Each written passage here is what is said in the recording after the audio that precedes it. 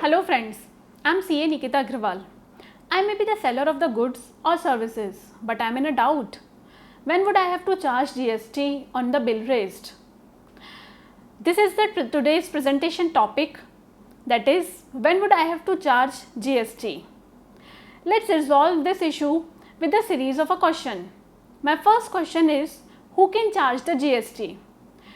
कोई भी पर्सन जो कि गुड्स या सर्विसेज को सेल कर रहा है, दे रहा है किसी को एज अ सप्लायर के तौर पे, वो जीएसटी चार्ज कर सकता है. Next question is, on which sale the supplier has to charge GST. किस सेल पर सप्लायर को जीएसटी चार्ज करना होगा. कोई भी अमाउंट की टर्नओवर जो कि 20 लाख रुपए से ज़्यादा की है, उस पर सप्लायर को जीएसटी चार्ज करना होगा.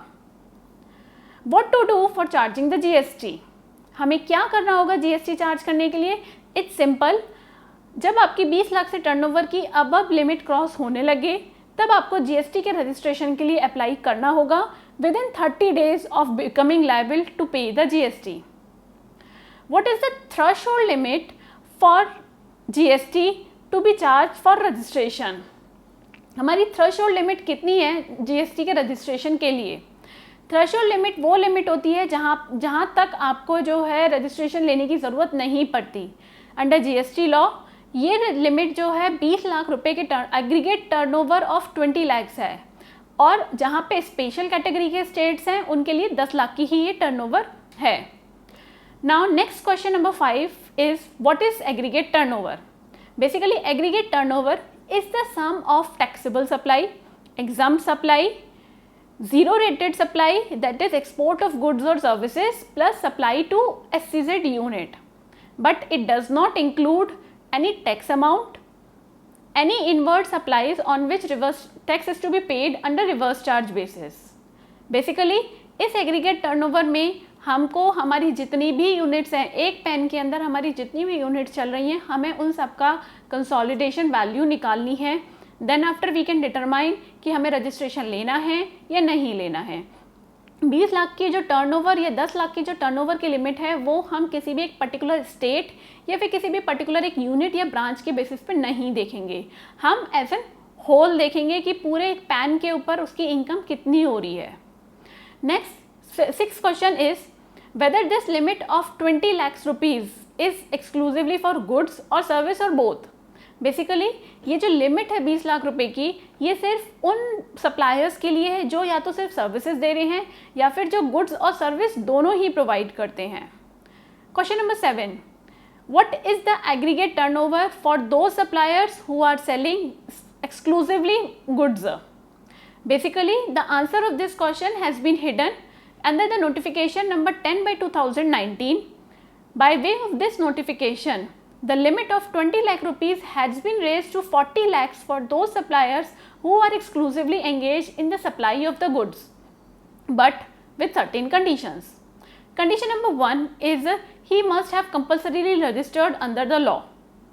Second, कुछ specific states के अंदर वो इंट्रा स्टेट सप्लाई कर रहे हों, जो कि हैं अरुणाचल प्रदेश, मेघालय, मणिपुर, मिजोरम, नागालैंड, सिक्किम, त्रिपुरा, उत्तराखंड, पौंडीचेरी एंड तेलंगाना. कुछ स्पेसिफाइड गुड्स में उनको एंगेज नहीं होना है, जैसे कि pan masala, ice cream and edible ice, tobacco and substitute product of tobaccos. These are the 3 conditions जो कि हमें 40 लाख की लिमिट के लिए ध्यान रखनी है ऑप्ट करने से पहले. नाउ अगर किसी पर्सन ने, जो हमने ये 7 क्वेश्चंस यहाँ पे और उनके आंसर्स दिए हैं, अगर किसी पर्सन पॉजिटिवली इन सारे क्वेश्चंस के आंसर्स को ड्राइव कर लेता है, तो उसको जीएसटी चार्ज करना हो, रजिस्ट्रेशन के लिए अप्लाई करना होगा, फिर उसको जीएसटी चार्ज करना होगा अपने इन्वॉइस पे. उसके लिए उस पर्सन को एक टैक्स इन्वॉइस देना होगा जिसमें टैक्सेबल वैल्यू और टैक्स का अमाउंट सेपरेटली मैंशनड हो. Continuing further, my next question is, Who else are not required for the registration? किन लोगों को रजिस्ट्रेशन लेने की ज़रूरत बिल्कुल नहीं है. सबसे पहला वो लोग जो सिर्फ एग्जाम्प्टेड गुड्स और सप्लाईज दे रहे हो, यानी कि ऐसे गुड्स और सर्विसेज जो कि गवर्नमेंट ने जिन पे टैक्स नहीं लगाया है या फिर 0% का टैक्स लगाया है. सेकंड, एग्रीकल्चरिस्ट को भी रजिस्ट्रेशन लेने की कोई ज़रूरत नहीं है। थर्ड, ऐसे कैजुअल टैक्सेबल पर्सन जो कि इंटर स्टेट सप्लाई कर रहे हैं कुछ स्पेसिफाइड हैंडीक्राफ्ट गुड्स की। फोर्थ, ऐसे सर्विसेज कोई बंदा अगर दे रहा है जिसकी की टैक्स जो है रिवर्स चार्ज के अंदर रिसिपिएंट पे करता है, जैसे एडवोकेट की सर्विस। अगर कोई एडवोकेट जो है लीगल सर्विसेज प्रोवाइड कर रहा है, चूंकि वो रिवर्स चार्ज के अंदर आती है, तो एडवोकेट को रजिस्ट्रेशन लेने की ज़रूरत नहीं है। यहाँ पे मैंने जो फोकस दिया है वो है लीगल सर्विसेज पे। अगर कोई एडवोकेट कोई मैनेजमेंट कंसल्टेंसी की फीस सर्विसेज दे रहा है, चूंकि वो टैक्सेबल है इसलिए उसे रजिस्ट्रेशन लेना पड़ेगा। बट अगर सोली जो है लीगल सर्विसेज प्रोवाइड कर रहा है तो उसको रजिस्ट्रेशन लेने की कंपलसरी रिक्वायरमेंट नहीं है। फिफ्थ,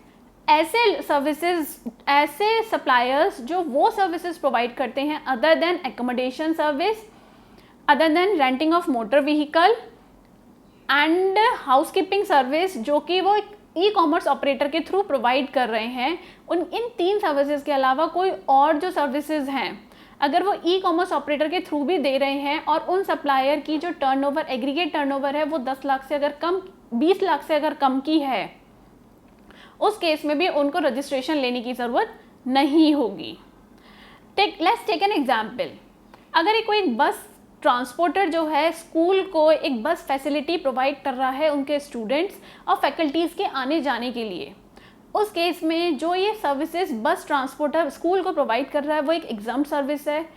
चूँकि by notification number 12 of entry number 66, उस केस में आपको रजिस्ट्रेशन लेने की ज़रूरत नहीं है। तो यहाँ पे जो है बस ट्रांसपोर्टर को कोई रजिस्ट्रेशन नहीं लेना। सेकंड एग्जाम्पल है, अगर एक कोई प्रोविजनल स्टोर है जो कि गुड्स और सर्विसेज अपने नियर बाई लोकेलिटी में प्रोवाइड करता है और साथ में वो कोई e commerce services, e commerce वाले की भी सर्विसेज लेना चाहता है, बट चूंकि उसकी अगर मैं पर मंथ की बात करूँ उसकी जो है 1.5 लाख की ही सिर्फ टर्नओवर होती है, तो साल में 18 लाख की हो गई, जिसकी वजह से 20 लाख से कम होने की वजह से उसको रजिस्ट्रेशन लेने की ज़रूरत नहीं है। My next question is question number 9, that is on what documents the supplier is to issue to charge the GST. On obtaining the GST registration number, supplier is required to issue the tax invoice which clearly mentions the tax amount, taxable value, GSTN of the supplier and the recipient, their address, their place of supply, description of the goods or services, proper address, proper signature or any reference number. So to conclude, these are the basic fundamentals of charging the GST by the supplier on the supplier of taxable goods or services. Once the supplier has taken the registration, he has to put up the GSTN number on the principal place of business by way of any name board or sign board. Thank you so much for your patience. Stay tuned for my next knowledge sharing upgradation. Thank you.